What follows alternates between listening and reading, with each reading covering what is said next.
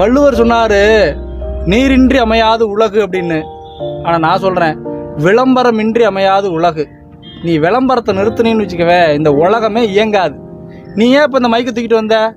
உனக்கு யூடியூப்பில் விளம்பரம் வருது, அது மூலமாக காசு வருது. காசு கிடைச்சா போதும்பா, என்ன வேணால் விளம்பரம் போடுவாங்க, அதன் மூலமாக என்னத்தை வேணால் திருடுவாங்க மக்கள்கிட்ட இருந்து. இந்த விளம்பரத்தை நிறுத்தினு வச்சுக்கவே, இந்த யூடியூப்பு, ஃபேஸ்புக்கு, இன்ஸ்டாகிராமு, இந்த ஆன்லைனு, இந்த ரொட்டு ரொசுக்கு, டிவி, நியூஸ் பேப்பர் எதுவுமே கிடையாது. விளம்பரத்தை மட்டும் நிறுத்தின, இதில் எவனுக்கும் வருமானம் வராது.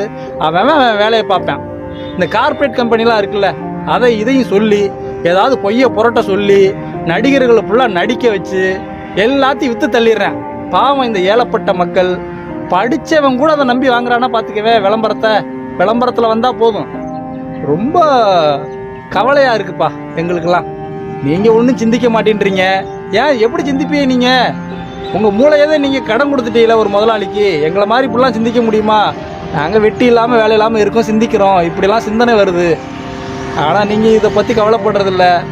என்ன போட்டாலும் வாங்குறீங்க, அதில் என்ன சொல்கிறாங்களோ அதை வாங்கி திங்கிறீங்க. இப்படிலாம் இருந்தால் உங்களுக்கு தானப்பா நோய் நொடி வரும். பிச்சைக்காரன் எங்களுக்கு என்ன நோய் நொடி வரப்போகுது? நாங்கள் குளிக்க தேவையில்லை, பல்லு விளக்க தேவையில்லை, சும்மா ரோட்டில் தூங்குவோம், எங்களுக்கு ஒரு நோய் நொடி வராது. உங்களுக்கு தான் பல்லு விளக்குனா பல்லு வலி வரும், பல்லில் பிரச்சனை வரும், சோப்பு போட்டு குளிச்சிங்கன்னா தோல் வியாதி வரும், எல்லா வியாதியும் உங்களுக்கு தான் வருது. இப்போ விளம்பரத்தால் தான் மக்கள் நாசமாக போகிறாங்களாயா? ஆமாப்பா, இந்த விளம்பரத்தால் தான் மக்கள் நாசமாக போகிறாங்க. மக்கள் மட்டும் இல்லைப்பா, இந்த விளம்பரத்தால் தான் உலகமாயே நாசமாக போயிட்டு இருக்கு. உனக்கு ஒன்று தெரியுமா? இந்த 7 நாளில் சிவப்பளவாகும்னு ஒன்று போடுறான் தெரியுமா? அது பேரெல்லாம் தெரியல எனக்கு. ஓ, அந்த பேரளவுலிய ஆப்பிரிக்காவில் போய் போடுங்க பார்ப்போம், சிரிப்பு வராது. 7 நாளில் உங்கள் முகம் சிவப்பாகி விடும்னு ஒரு விளம்பரத்தை போடுறான். அதை பார்த்துட்டு மக்கள் வாங்குறாங்க. அவனுக்கு எவ்வளவு லாபம் தெரியுமா? எவ்வளவு கோடி லாபம் தெரியுமா? லட்சக்கணக்கான கோடிகள் லாபம். ஒரே ஒரு விளம்பரத்தை வச்சு எடுத்துட்டு போயிடறான். மக்கள் வாங்கி வாங்கி போட்டு என்னைக்காவது ஒரு நாள் சிவப்பாயிட மாட்டோமா, என்னைக்காவது ஒரு நாள் சிவப்பாயிட மாட்டோமான்னு வாங்கிக்கிட்டே இருக்காங்க. அவனு பேரை மாற்றி மாற்றி எதையாவது ஒன்று போட்டு விற்றுக்கிட்டே இருக்கான். இதே விளம்பரத்தை ஆப்பிரிக்காவில் போய் போட்டா ஆப்பிரிக்காக்காரன் சிரிப்பான். அவனை போய் சிவப்பாக்க வை பார்ப்போம், முடியுமா? முடியாது. இன்னொன்று சொல்கிறேன் கேளு. இதுக்கு முன்னாடி ரொம்ப நாளைக்கு முன்னாடி ஒரு விளம்பரம் வந்துச்சு, உங்களுக்குலாம் தெரியுமா என்னன்னு தெரில. எர்வாமேட்டின்னு. உங்க தலையில உடனே முடி வளர்ந்து விடும் 3 மாதத்தில்னு அமேசான் காடுகளிலிருந்து கொண்டு வந்து எடுக்கப்பட்ட அரிய வகை மூலிகை. இதே டயலாக் தான் சொல்லுவாங்க. இப்போ இந்த எர்வாமேட்டின் எங்கே போச்சு உங்களுக்கு? அதாவது சொல்றேன், நான் விளம்பரத்தை பத்தி சொல்றேன்.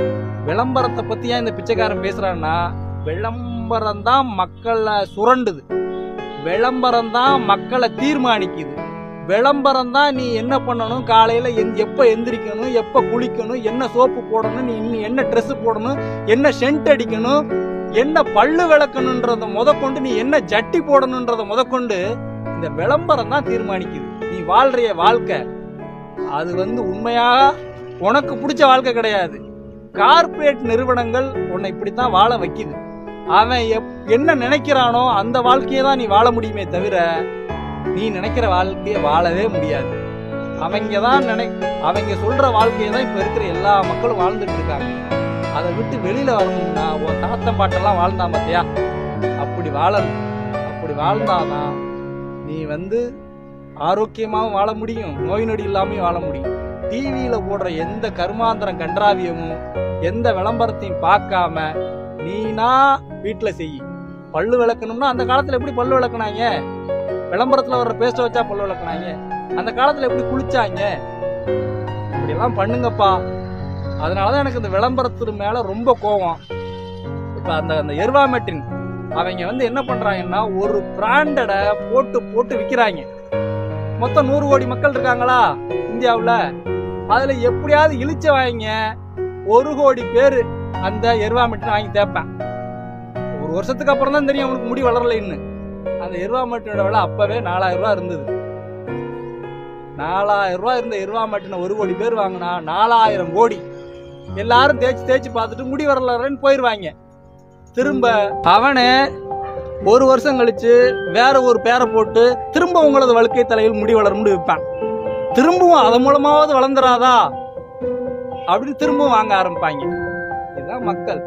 இது மாதிரி தான் மக்களுடைய காசை சுரண்டி சுரண்டி சில கார்ப்பரேட் நிறுவனங்கள் மொத்தமாக வச்சுக்கிறாங்க. இப்போ மக்கள் காசு இல்லாமல் அல்லாடுறாங்க.